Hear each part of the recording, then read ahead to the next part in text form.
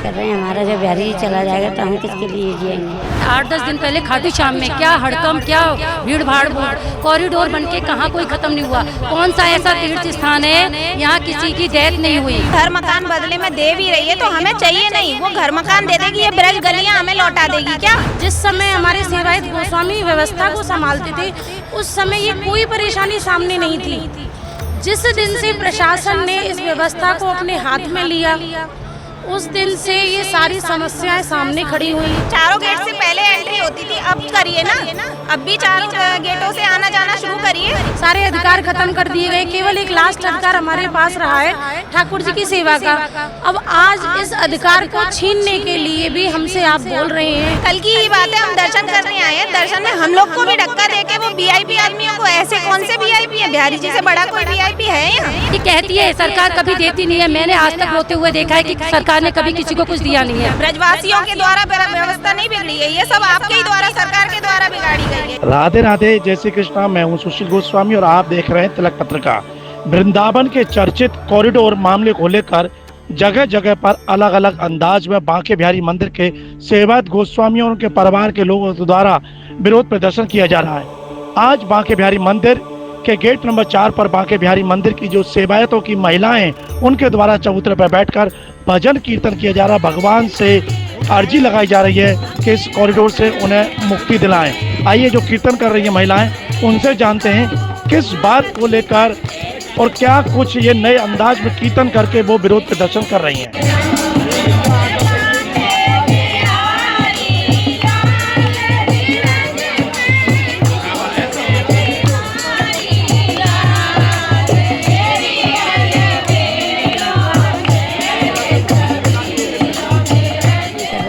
बिहारी जी चला जाएगा तो हम किसके लिए जिएंगे। और कॉरिडोर के में हमारा मकान जाएगा, सब जाएगा। कॉरिडोर नहीं बनना चाहिए। अगर ज़मीन आपको लेनी है ठाकुर जी की तो थोड़ी थोड़ी सड़क बना दिया जाए। आपका क्या नाम है? निशा शर्मा, व्यापारी वर्ग से। निशा जी, आप भी इसमें शामिल हुई हैं विरोध में, क्या कहना चाहोगे? जी, हम लोग ना बिहारी गोस्वामी और व्यापारी वर्ग दोनों शामिल हुए हैं। आप ये बताइए, हमारी सारी रोजी रोटी है।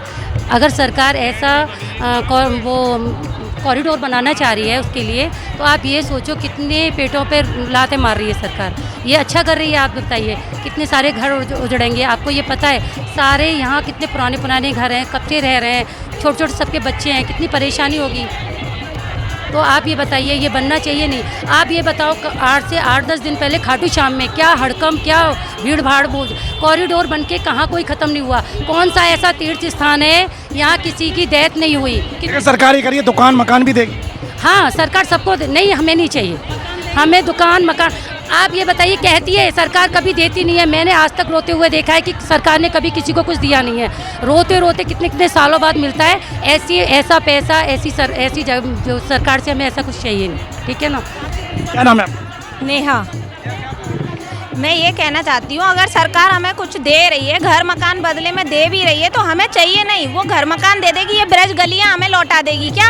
हमारी जो ब्रज की चमक है, हमारी ब्रज की रज लौटा देगी क्या। हमारे बिहारी जी जैसे हैं वैसे ही चाहिए हमें कुछ नहीं चाहिए। और ये सब व्यवस्था की बात की जाती है कि भीड़ दिखाई जा रही है, तो भीड़ तो खुद शो की जा रही है। सारे सिक्योरिटी गार्ड ला रहे हैं कि जे वीआईपी हैं। कल की ही बात है, हम दर्शन करने आए हैं, दर्शन में हम लोग को भी धक्का देके वो वीआईपी आदमियों को, ऐसे कौन से वीआईपी है, बिहारी जी से बड़ा कोई वीआईपी है यहाँ। समय व्यवस्था कौन देख? सरकार ही देख रही है। केवल मंदिर के अंदर ही तो गोसाई जी कर सकते हैं कुछ, लेकिन बाकी सब तो सरकार के ही हाथ में है। बाहर से आप दोनों गेट एक साथ खोल रहे हैं। आरती का टाइम हो गया, आरती हो गई, जब गेट खोल के आ रहे हैं बाहर दर्शन के लिए, दर्शनार्थी मालूम पड़ी जब तक दर्शन ही बंद हो गए। बाहर से आप ही पब्लिक को अंदर नहीं छोड़ रहे हैं, ये सब व्यवस्था आप बिगाड़ रहे हैं। चारों गेट से पहले एंट्री होती थी, अब करिए ना, अब भी चारों गेटों से आना जाना शुरू करिए, तब देखिए भीड़ कैसे कम नहीं होती। और पब्लिक जो है ना थू कर रही है, बिल्कुल नहीं करेगी। क्यों? क्योंकि पहले आदमी जिस गेट से घुसा उस लौट के आ जाता था अपने परिवार के साथ कि भाई यहीं पे मिलना सारे लोग। अब ऐसा है ही नहीं। अब वो दर्शन करके एक गेट से घुस रहा है, तीसरे से निकल रहा है, तो उसे कहाँ अपना परिवार भी ढूंढना पड़ रहा है। व्यवस्था हमने नहीं बिगाड़ी है, ब्रजवासियों के द्वारा व्यवस्था नहीं बिगड़ी है, ये सब आपके ही द्वारा, सरकार के द्वारा बिगाड़ी गई है। ये आप ही संभालिए, और आप चाहें तो संभाल सकते हैं। जरूरी नहीं है कि कॉरिडोर से ही व्यवस्था संभाली जाएगी।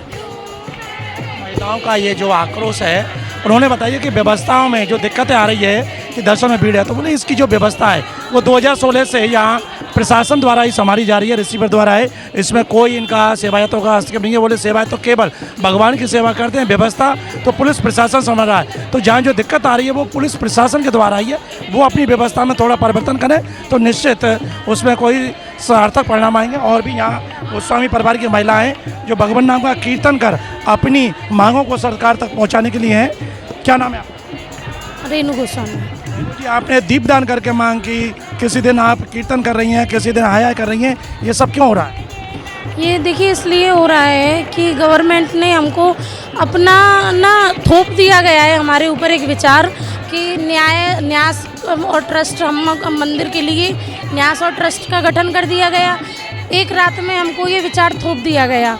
दूसरी बात कॉरिडोर के लिए ना किसी पे कोई कागजी कुछ लिखित में आया नोटिस, ना कुछ, केवल उन्होंने अपने विचार को हम पे थोपा है ब्रिजवासियों पे कि कॉरिडोर बनाएंगे प्लस न्यास में मंदिर का गठन करके सरकारी करेंगे। तो देखिए मैं एक बात कहना चाहूँगी, एक बात बताइए, मंदिर में जिस समय हमारे सेवायत गोस्वामी व्यवस्था को संभालते थे उस समय ये कोई परेशानी सामने नहीं थी। जिस दिन से प्रशासन ने इस व्यवस्था को अपने हाथ में लिया उस दिन से ये सारी समस्याएं सामने खड़ी हुई। क्यों? क्योंकि सारे गेट बंद हैं, सब जगह बैरिकेडिंग है।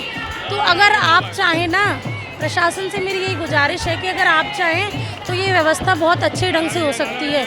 इस चीज़ का ब्लेम पर्सनली गोस्वामी समाज को नहीं दिया जाए, क्योंकि गोस्वामी समाज का इसमें कहीं फॉल्ट नहीं है। देखिए सबसे बड़ी बात, हमारे इतने अधिकार थे, सारे अधिकार ख़त्म कर दिए गए। केवल एक लास्ट अधिकार हमारे पास रहा है ठाकुर जी की सेवा का। अब आज इस अधिकार को छीनने के लिए भी हमसे आप बोल रहे हैं, तो क्या हमारा कोई अस्तित्व नहीं? क्या इन ब्रजवासियों का कोई अस्तित्व नहीं है? ठाकुर जी के लिए हमारी बड़ी बूढ़ी महिलाएं इतना दुखी हैं आज कि इन घरों में सालों साल गुजर गए उनके रहते रहते। उनकी आस्था श्री ठाकुर जी के चरणों में है और आप कहते हो कि इन गलियों को तोड़ेंगे। इन ठाकुर जी को आप छोड़ दो, सेवा में किसी अधिकारी को हम इन्वॉल्व करेंगे। नहीं, ऐसा नहीं कर सकते आप। इस चीज़ को आप प्यार से मान जाइए, हम सबकी यही विनती है। अदरवाइज़ आगे धरना जारी रहेगा और हम अपनी हट से नहीं हटेंगे। हमारी यही मांग और यही हट रहेगी मरते दम तक। आपका क्या? जी मेरा नाम पूजा गोस्वामी है। जी मांग बस एक ही है कि ये अधिग्रहण और ये कॉरिडोर, मतलब इसकी नीड नहीं है कोई। अगर समाज हित में, देश हित में अगर इस कॉरिडोर की नीड हो तो फिर ये करना भी जायज़ है। नीड नहीं है, बहुत सारे ऑप्शन है। मैं आपको बताऊं, जब ये 2022 में ये कांड हुआ था जो मंदिर में, उसके बाद सुल्खान जी आए थे। उनकी रिपोर्ट अगर मीडिया में किसी के पास हो या किसी के भी पास हो, प्रशासन के पास हो, उसको आप खोलिए। उसमें उन्होंने 3 सुझाव दिए थे। पहला सुझाव, छोटे सुधार करना था मंदिर के अंदर। उसके बाद सेकंड नंबर पे थोड़े बड़े लेवल पे ये जो कॉरिडोर का सुझाव है, ये थर्ड नंबर पे था।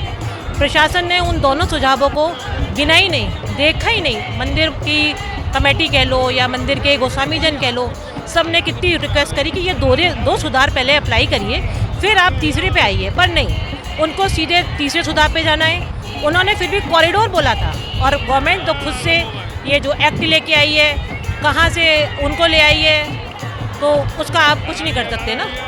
तो आपने सुना, ये यहाँ के जो गोस्वामी परिवार की जो महिलाएं, उनके द्वारा भगवान श्री बांके बिहारी मंदिर को लेकर जो उत्तर प्रदेश के राज्यपाल ने अध्यादेश जारी किया, उसको लेकर वो विरोध में उनका, उससे उनके कहीं ना कहीं सेवा के जो अधिकार हैं उनका हनन हो रहा है और ऐसा बन नहीं होने देना चाहते हैं। उन्होंने कहा सदियों से, सैकड़ों वर्षों से वो जो बांके बिहारी की पीढ़ी दर पीढ़ी सेवा करते आ रहे हैं, अगर यह अध्यादेश लागू हो गया तो उनके सेवा के अधिकार छिन जाएंगे।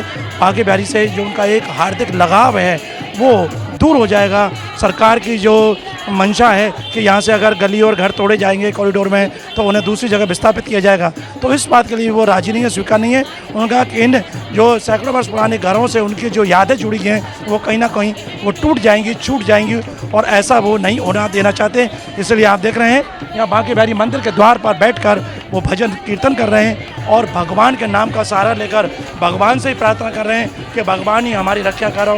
और उन्होंने कहा भी है कि राधा रानी हमारी आखिरी सहारा है और भगवान ही हमारा सहारा है और किसी से हमें कोई उम्मीद नहीं है। अब देखना ये है कि इनकी ये मांग, इनका ये प्रदर्शन, इनका धरना कब तक चलेगा, कैसे चलेगा। तिलक पत्रिका के लिए अपने साथी कैमरा पर्सन रिंकू वर्मा के साथ वृंदावन से मैं सुशील गोस्वामी।